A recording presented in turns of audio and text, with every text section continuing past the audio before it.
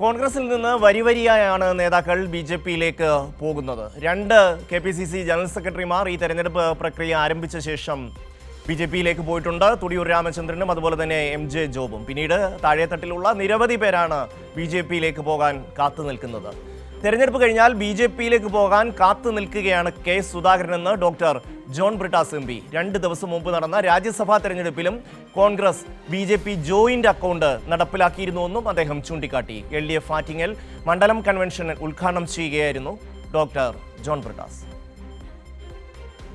ഇടതുപക്ഷത്തിന്റെ എക്കാലത്തെയും വലിയ കോട്ടകളിലൊന്നാണ് ആറ്റിങ്ങൽ.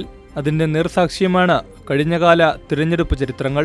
എതിർ സ്ഥാനാർത്ഥിക്ക് കിട്ടുന്നതിനേക്കാൾ ഭൂരിപക്ഷത്തിലാണ് ഇടതു സ്ഥാനാർത്ഥികൾ ആറ്റിങ്ങലിൽ വിജയിച്ചു കയറുന്നത്. തിരഞ്ഞെടുപ്പ് കഴിഞ്ഞാൽ കെ സുധാകരൻ ബി.ജെ.പിയിലേക്ക് പോകാൻ കാത്തു നിൽക്കുകയാണ്.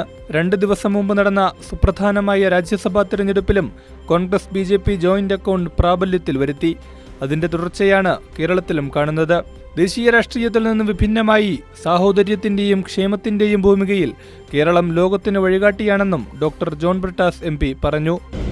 കെ സുധാകരനിപ്പം ഇടഞ്ഞു നിന്ന് കെ സുധാകരനെ ഇപ്പം തിരിച്ച് ബി.ജെ.പിയുമായിട്ട് എന്തോ ഒരു പരിപാടിയിൽ ഏർപ്പെട്ടിട്ടുണ്ടെന്നാണ് അവിടെയുള്ള മാധ്യമപ്രവർത്തകർ പറയുന്നത്.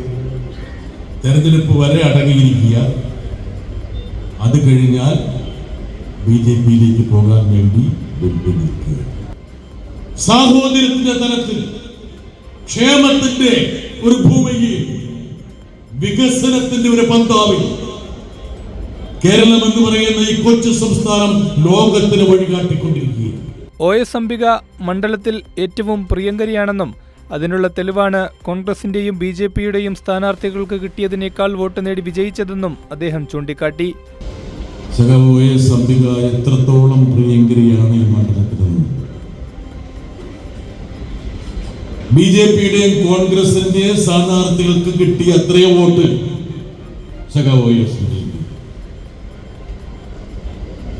ഏറെക്കുറെ ഇരട്ടി വോട്ട്.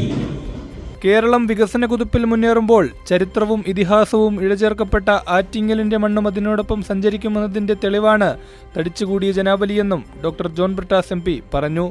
കൈരളി ന്യൂസ്, തിരുവനന്തപുരം.